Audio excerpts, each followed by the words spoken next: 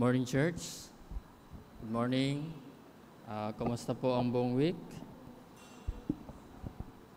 Okay lang po ba kayo? Medyo inaantok pa ata kayo eh. Good morning. Okay, sige po. Simulan po natin ang ating Sunday School para marami po tayo matakal this morning. Can I ask everyone to please stand po and let's open our Bible sa aklat po ng Ephesians chapter 5, and we will going to read verses 1 hanggang verses 18 po. Verses 1 to 18. Ephesians chapter 5, verses 1 hanggang 18 po yung babasahin po natin. Are you all there po? Sige, basahin po natin. Ang sabi po dito sa banal na kasulatan ng Panginoon, "Be therefore followers of God as dear children, and walk in love as Christ also hath loved us, and hath given himself for us, an offering and a sacrifice to God for a sweet-smelling savor. But fornication and all uncleanness or covetousness, let not be one's name among you as becometh saints. Neither filthiness, nor foolish talking, nor jesting, which are not convenient, but rather giving of thanks. For this you know, that no whoremongers, nor unclean person, nor covetous man who is an adulterer, hath any inheritance in the kingdom of God. Let no man deceive you with vain words, for because of these things cometh the wrath of God upon the children of disobedience. Be not therefore partakers with them. For ye were sometimes darkness, but now are ye light in the Lord. Walk as children of light.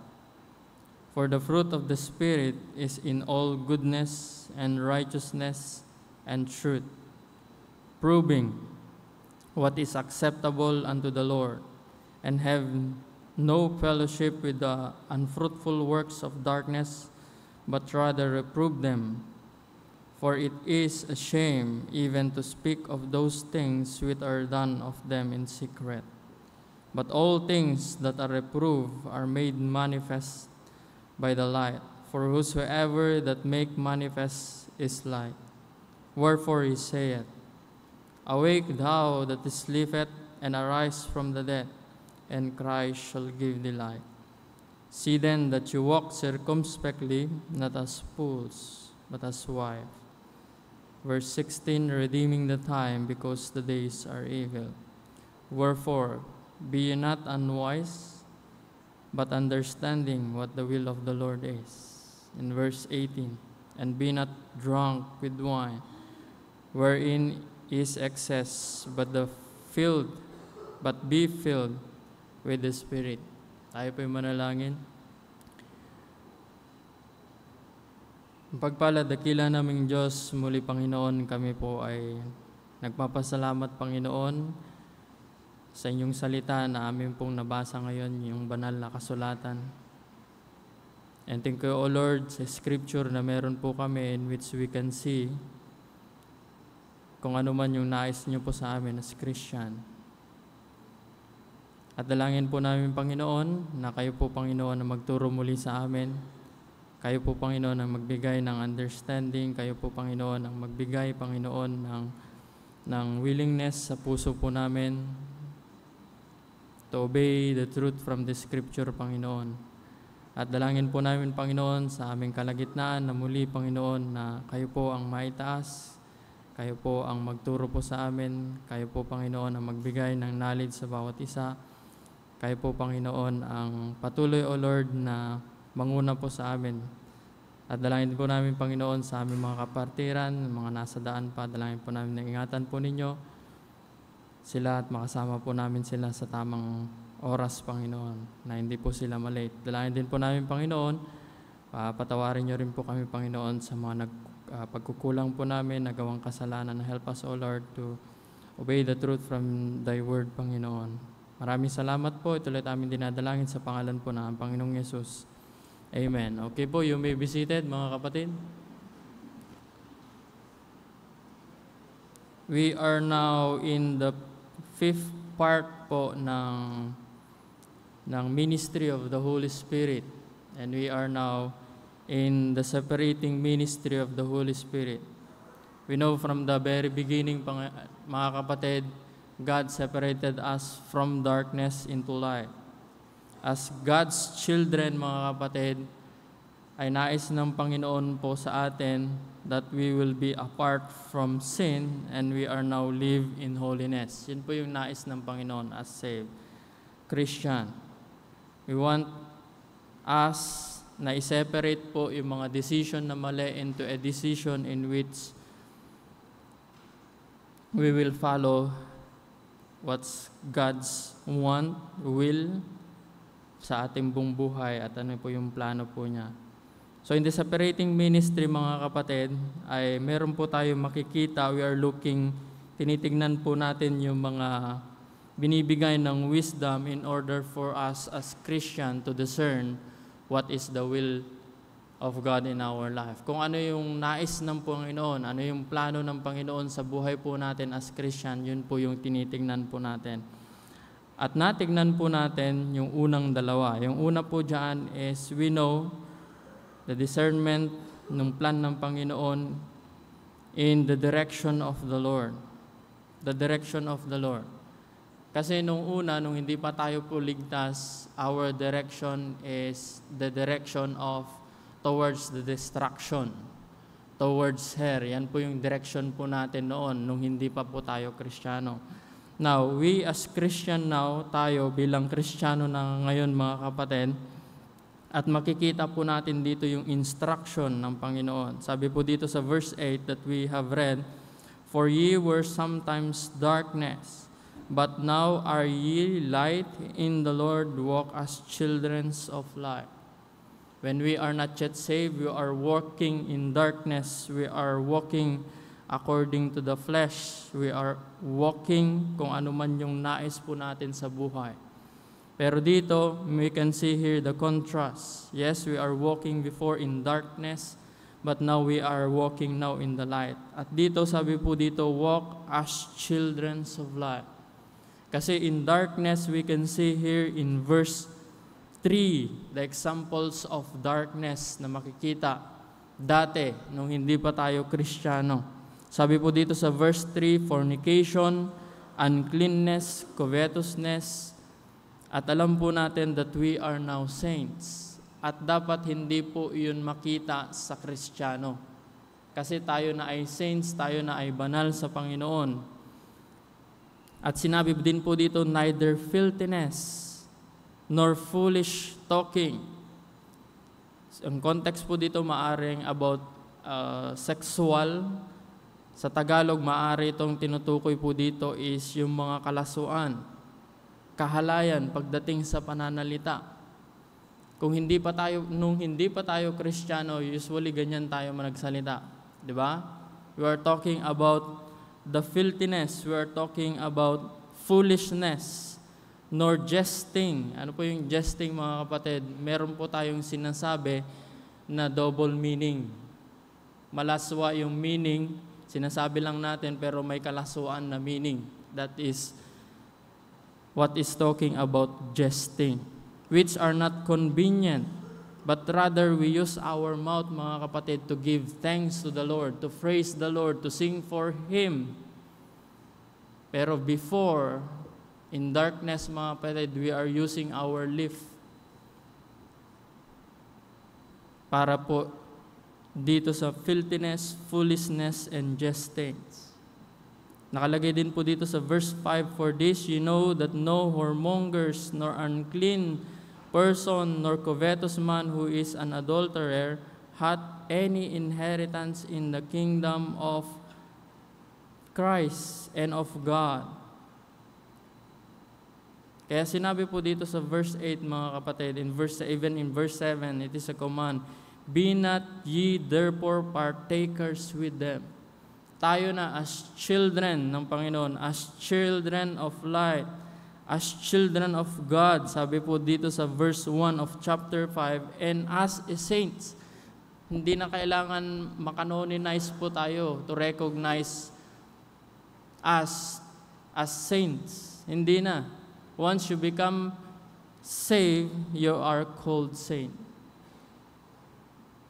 At sinabi po dito sa verse 8, for ye were sometimes darkest, but now are ye light, and the Lord walk as children of light. Kaya pinag-aralan po natin mga kapatid, as Christians, it is a will of the Lord. It is the will of the Lord that we should walk as children of light.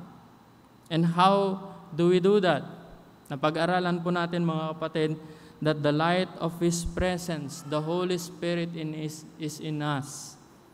Kaya yung lakad po natin as children of God ay naaayon po sa lakad ng nais ng Panginoon, yung plano po natin. Why? Because the Holy Spirit is already in us, mga kapatid. And another thing, mga kapatid, in order for us to discern the will of the Lord, not only the Holy Spirit is the one who give us direction, but also the Word that He gave us. Ito yung Biblia, His Word, mga kapatid. That's why in Psalms 119, verse 105, sabi po dito, Thy word is the lamp unto my feet and a light unto my path. As Christian na mga kapatid, yung direction ng ating pong buhay, lahat ng lakad po natin, lahat ng plano and will ng Panginoon is binibigay po sa atin through His Word. Para in order for us as a believer, know His plan, know His will sa ating pong buhay. And another thing mga kapatid, not only the direction of the Lord, but also the protection of the Lord. As Christian, para po magawa yung nais ng Panginoon, direction po niya sa atin, He also protect us as we follow the leadership of the Holy Spirit. Siya po yung nagpo-protect po sa atin. And we answer the question, how specifically does the Holy Spirit protect us as we follow His direction? Paano specifically na pinoprotektahan po tayo ng Panginoon to follow His direction? By the prompting of the Holy Spirit.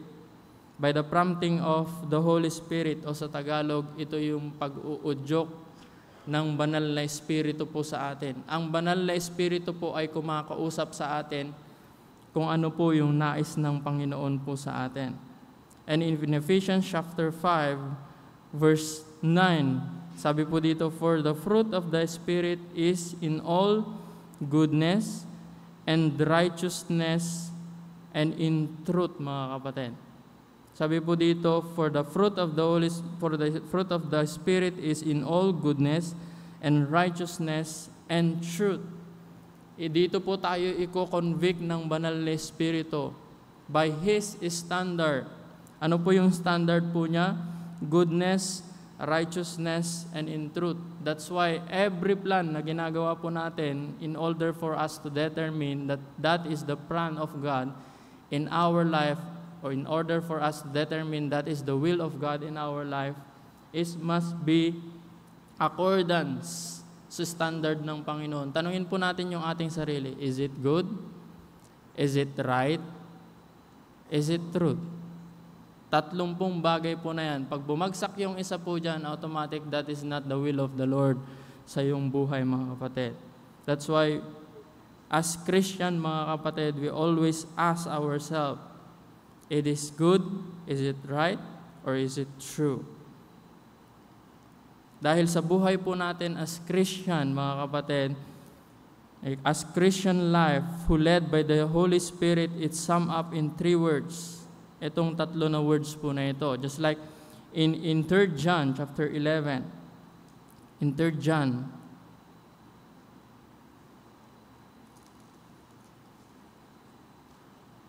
John 11, sabi po dito, Beloved, follow not that which is evil, but that which is good. He that doeth good is of God, but he that doeth evil hath not seen God. Again, the Holy Spirit is prompting us, mga kapatid, in order for us to protect us, to do His plan in our life, and also by the Spirit proving, mga kapatid, testing verifying, examining.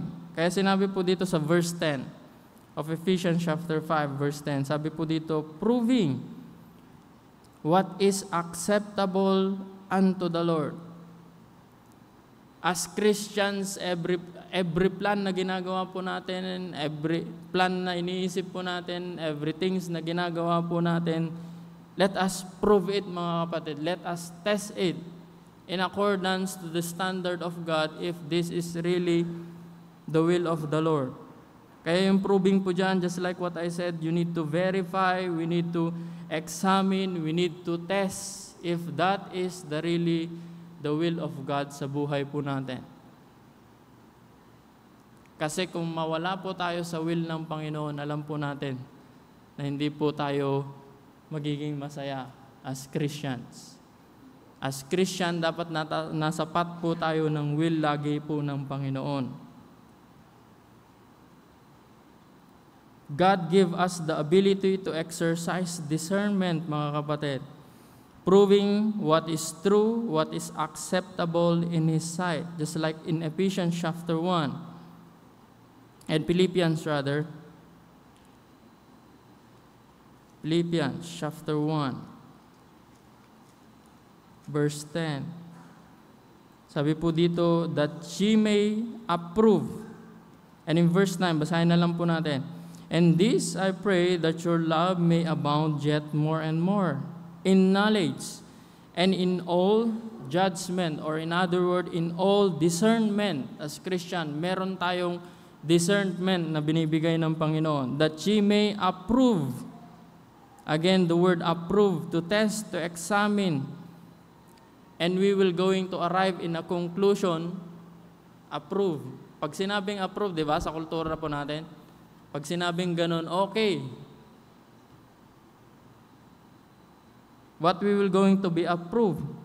Sabi po dito, that ye may approve things that are excellent. The best things. Ay yun po yung mga i-approve po natin. At sabi po dito, excellent, that ye may be sincere and without offense till the day of our Lord Jesus Christ. Alam po natin as Christians, all the works that we do, even our thinking, the things that we say, everything, mga kapatid, we will going to give an account to the Lord. Lahat po yan. Pero sinabi po dito, in order for us, mga kapatid, to be pure and blameless, yun po yung goal po natin. Actually, we are predestinate to be like Christ as Christian. Yun po yung goal po natin as Christian, mga kapatid. Hanggang dumating po ang ating pong Panginoon. Makikitaan po tayo ng Panginoon na buhay na nais ng Panginoon po sa atin. Kaya dito, mga kapatid, in order for us, pinoprotektahan po tayo ng Panginoon to do His will, nandyan yung banal na Espiritu na naging nangungusap po sa atin.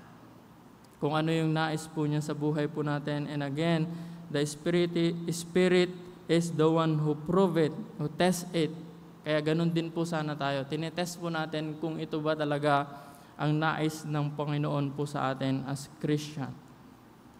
Now, not only, mga kapatid, the direction of the Lord, not only the protection of the Lord, but also the instruction of the Lord.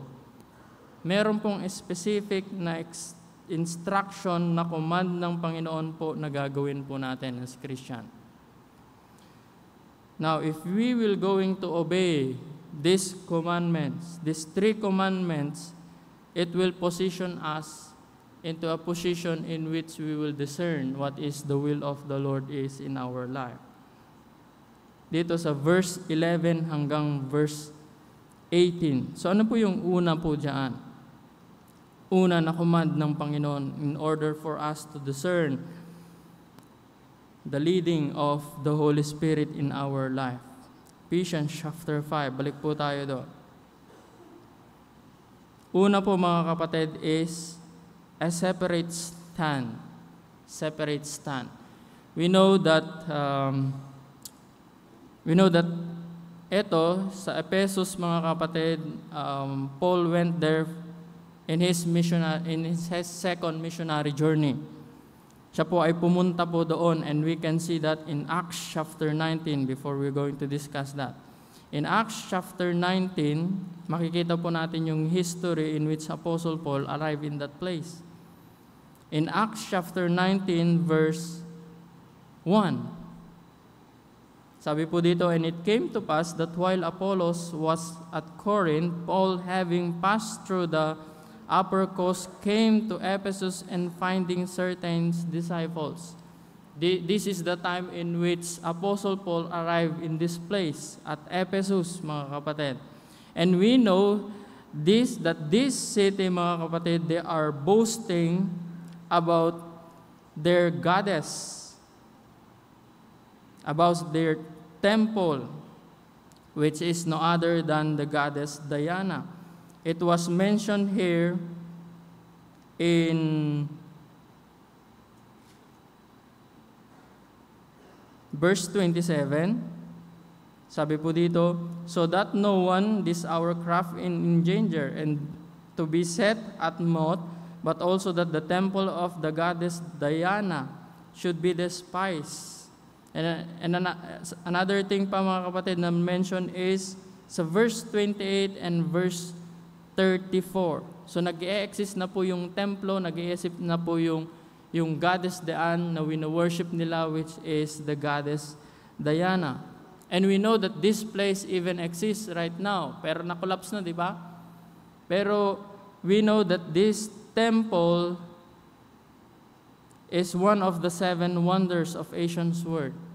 Hanggang ngayon, nag-e-exist po yan. Nag-e-exist sa panahon po nila, nakikita po natin na na-collapse na po yun. Evidences na meron nga doon sa time po na yan. And this temple of Diana, mga kapatid, is also known as Temple of Artemis. And we know that they are using this temple to worship the false god, which is Diana. This is what we call the heathen worship.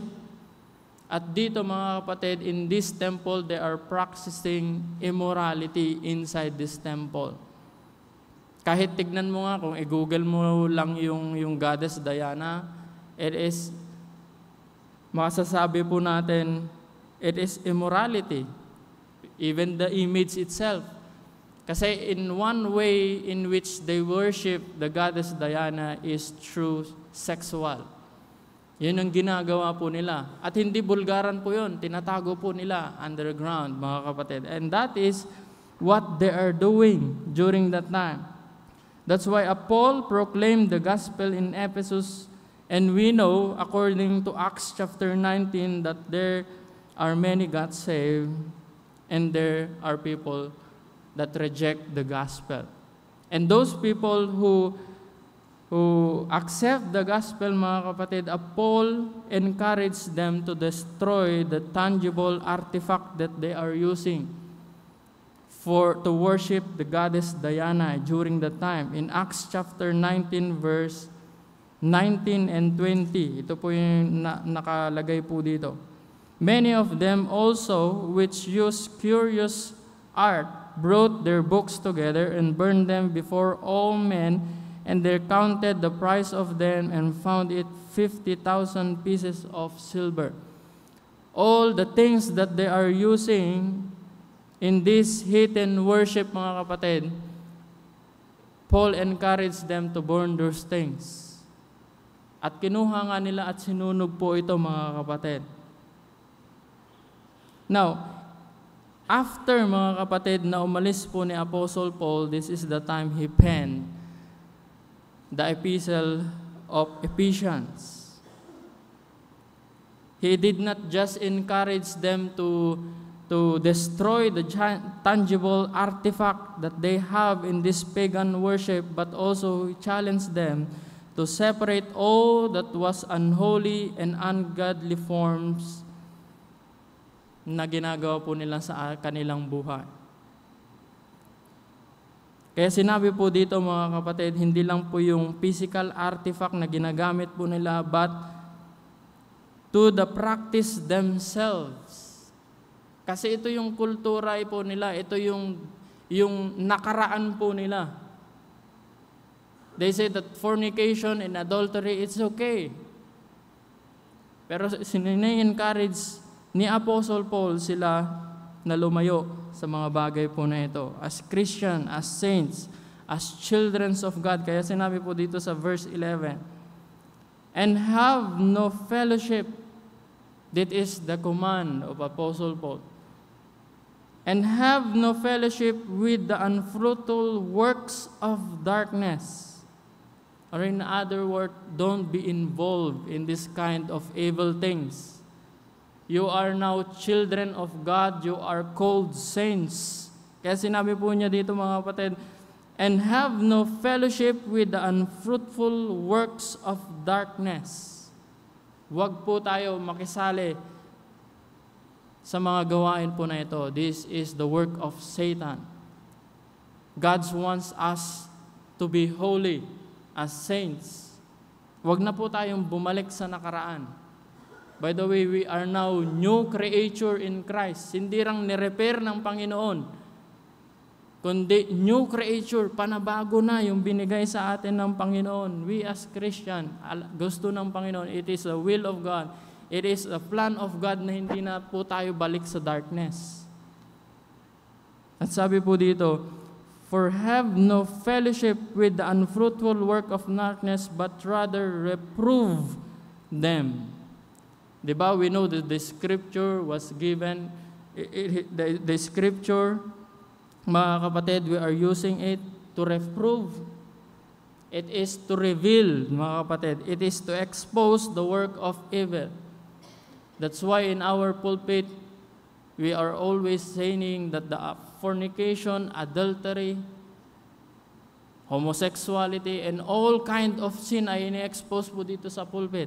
Binagbanggit po yan because we as Christian, kaya sinabi po dito, not be one's name among you as become it saints. Dapat hindi masabi sa iyo na ginagawa mo itong mga bagay po na ito. Why? Because we are now Christians.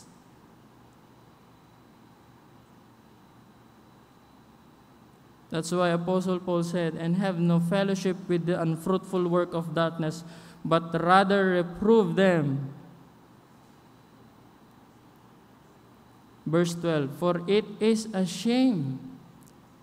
Nakakahiya, mga kapatid. For it is a shame even to speak of those things which are done of them in secret. Kahit nga pag-usapan lamang, yung mga bagay na yon, adulterification, it is a shameful thing. Kahit pag-usapan lang. How much more if you do those things? Nakakahiya po yan sa Panginoon. For it is a shame even to speak of those things which are done of them in secret. Pag-usapan, that's why even in Philippians, ito yung ginagawa ng mga believers. Believers na sila ngayon. In Philippians chapter 3, sabi dito, whose end is destruction, whose God is their belly, and whose glory is in their shame. Alam po ninyo, pag hindi ka mananampalataya, tuwang-tawa ka pa yan pag nakagawa ka ng kasalanan. I remember, nung hindi pa ako saved, napagkukwentuhan yung mga, oh Brad, ilan naging girlfriend mo? Diba? Alam mo ba yung ganito na babae, ganito ang ginawa, ganito, ganyan. That is the unbeliever kind of thinking.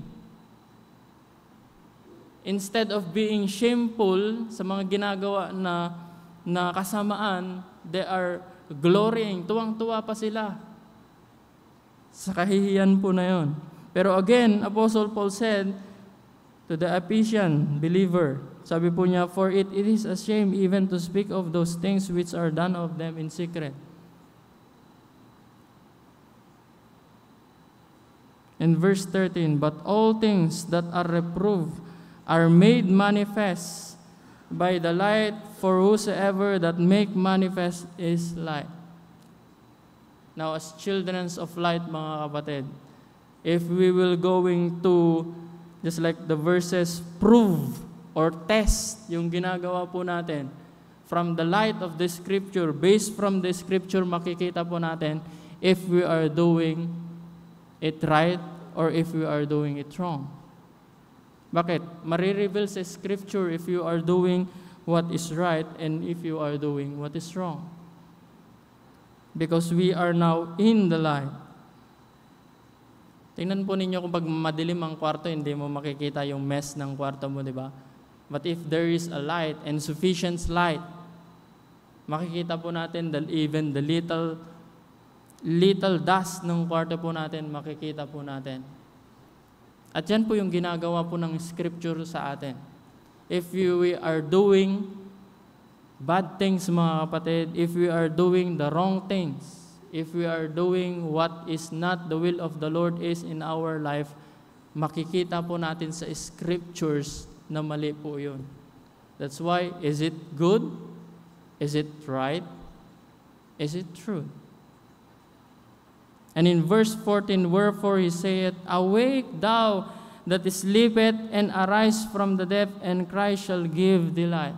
Actually, ito mga kapatid, sabi po nila, whosoever he, referring po ito kay Isaiah. Writings po na Isaiah. In Isaiah, prophecy po ito, and of course, in Ephesians, this is already fulfilled ng ating pong Panginoong Jesus. Punta po tayo sa Isaiah.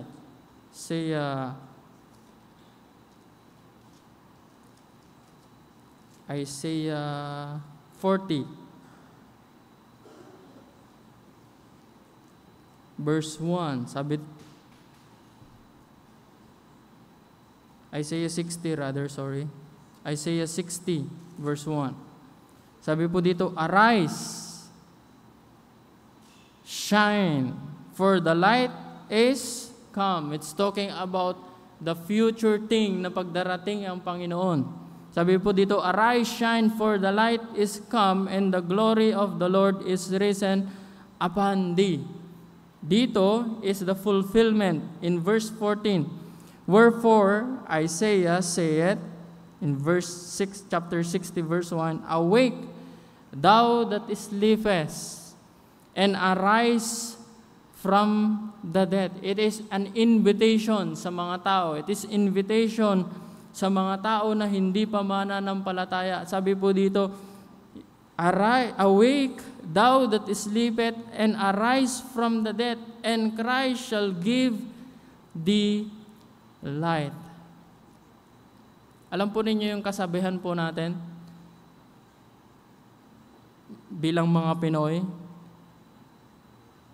Minsan sinasabi po natin, magising ka nga sa katotohanan. Hindi mo alam yung ginagawa mo, magising ka sa katotohanan. And according to some of the theologians, they says, at ito po yung kinakantar po nila during Easter, inviting the people to awake, thou that sleepeth, and arise from the dead. Dahil alam po natin that we are all sinners before God. We are all dead spiritually, mga kapatid, and we need to rise up. Dapat mabuhay po tayo. And it says here, the solution is that Christ shall give thee light. Tayo po ay patay sa mga kasalanan at bibigyan po tayo ng Panginoon ng buhay. Tayo po ay nasa kadiliman. We cannot understand the word of the Lord is we are living in morality in this world. However, when Christ ay dumating, mga kapatid, He is the one who paid for our sin on the cross, buried and rose again. And through faith in Him, sabi po dito that Christ shall give thee light. Patay man tayo, bubuhayin po tayo. We are living in darkness. God will give us light in order for us to know the way going to heaven. To know the way na nais ng Panginoon, to know the plan of God in our life. Kaya sinabi po dito, awake, thou that sleepest, and arise from the dead, and Christ shall give thee light. Kung dito, meron po tayong sa kaligitnaan na hindi paligtas. You are living in sin. And the Bible says that we are all commit sins against God. And we know that God is holy and we will not going to just say, oh, it's okay, you're a sinner. No. He is a just God, mga kapatid, and He will going to punish you.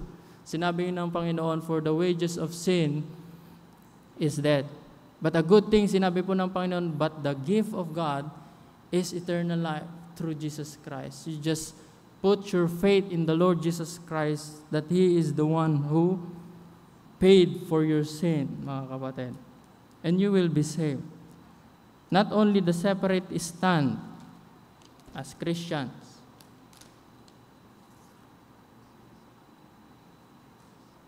but also a serious walk.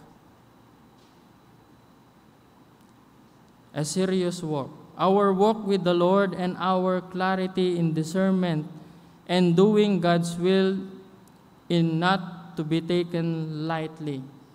Minsan as Christian, hindi naman masyado yan, gracious naman ng Panginoon, merciful ng Panginoon, gagawin ko na lang ito, kahit hindi kalooban ng Panginoon. No, mga kapatid. Ano sabi ni Apostle Paul sa Romans chapter 6? Shall we continue in sin that grace may abound? Sinabi ng Panginoon, it is God forbid. Hindi po pinapahintulutan ng Panginoon as Christians na gumawa po tayo ng kasalanan. Kaya pagdating sa mga kasalanan, mga kapatid, let us not treat this lightly. Parang binabaliwala lang po natin. Serious ang Panginoon po dyan pagdating sa living in holiness, living according to His will. Now, God's command us to approach life with awareness of its value and determination to live out His will for our lives. Kaya sinabi po dito sa Ephesians chapter 5. Again, let's go back in verse 15. Tuloy po natin. Verse 15. Sabi po dito, see then that you walk circumspectly, not as fools, but as wise. As Christian, nais ng Panginoon po sa atin as Christian that we should walk wisely. Now in fools, mga kapatid, makikita po natin if we are walking in fools, marami pong example po dito. If a person is walking in fools, this is what he thinks. In Psalms 14,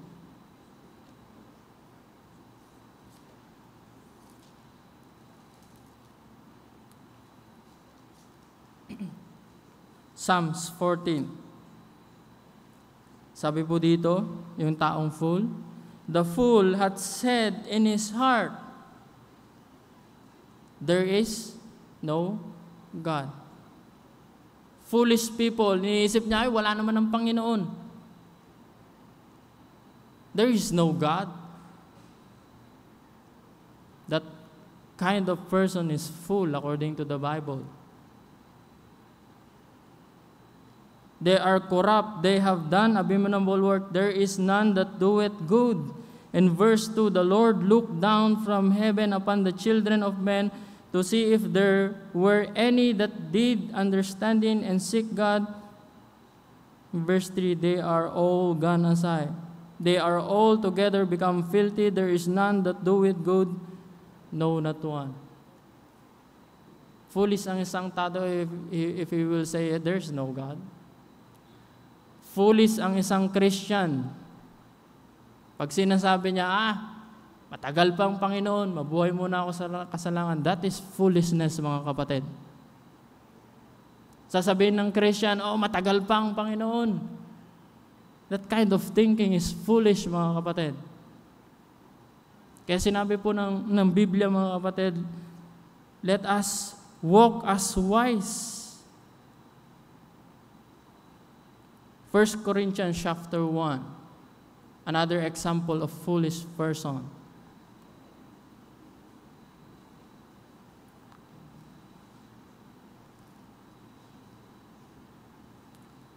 First Corinthians chapter 1, verse 18. Sabi po dito, for the preaching of the cross is to them that perish foolishness. They go to church. They're just foolish. Never did they know that they are the one who is foolish. For the preaching of the cross is to them that perish foolishness, but unto us which are saved, it is the power of God. Kapangyarihan po ng Panginoon po to. The preaching of His Word. This is the power of God. That's why when we go later, mga kapatid, hindi po natin parang basta-basta lang na namimigay ng tracts. Sometimes we are thinking na we're just giving tracts, hindi naman nila binabasa eh. No, mga kapatid. This is the power of God, mga kapatid. Ini-encourage po tayo magbigay ng tract. Why? To preach the gospel. Why? Because this is the power of God, the gospel, in order for that person to be saved. But a foolish person will think that the preaching of the gospel is foolish. That kind of person is foolish. Now, as wise, mga kapatid, wise. Kristiyano, maging wise po tayo, mautak. In 2 Timothy,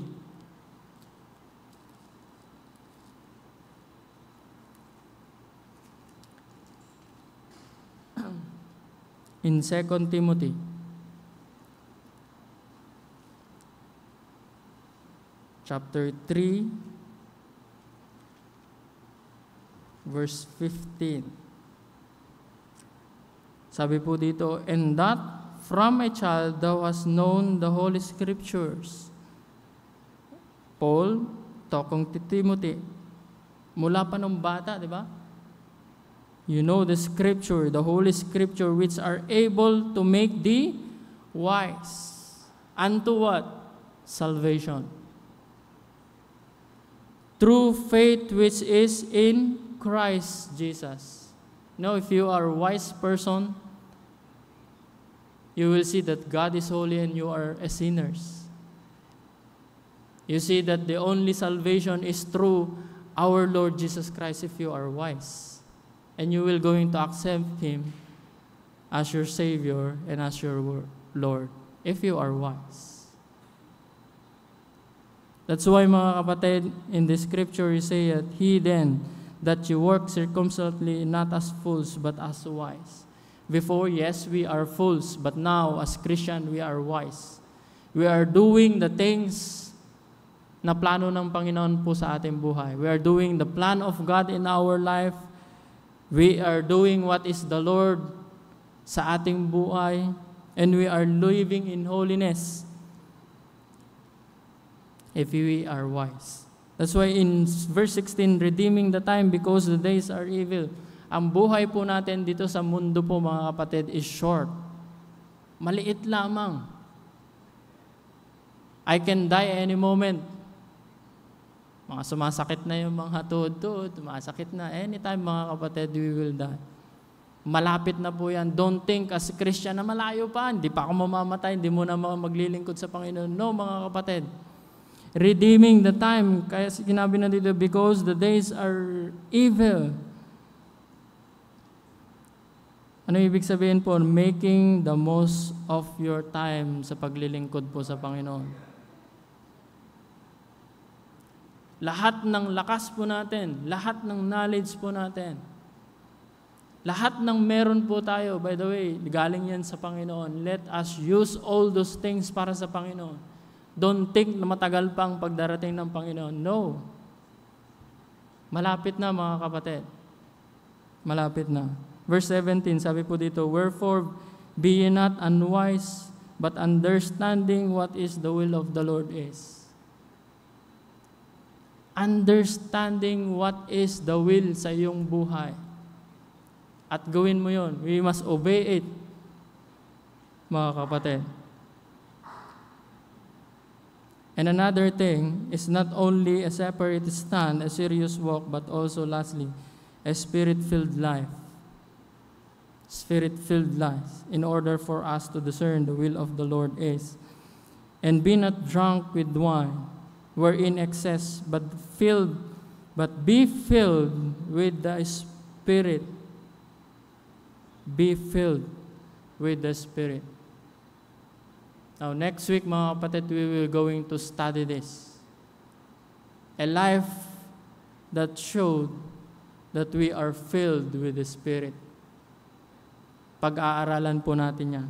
Now, how can we apply all the things that we can learn dito? His separating ministry. Una, mga kapatid, we must understand that the Holy Spirit often lead us through the principle found in His Word. Dito sa kanyang salita. That's why we need to read it in order for us to know it and obey it. Kung hindi po natin binabasa, hindi po natin ma-obey yan. We must determine to take heed of the Spirit prompting and live according to what is acceptable unto God. Dinediscern po natin, proving kung ano yung will ng Panginoon sa buhay po natin. Now again, we can never hear the prompting of the Holy Spirit if we are not filled with the Holy Spirit. That's why it's very important to be filled with the Holy Spirit. And lastly, recognize that obedience to God's command allow us to more fully discern the Holy Spirit guide us in our life. Let's all stand, please. Let's pray. Father in heaven, again, Lord, we are so thankful, O Lord, sa mga na-discuss po namin today as Christian, as your children, as saints. We live now in holiness. We live now according to your will.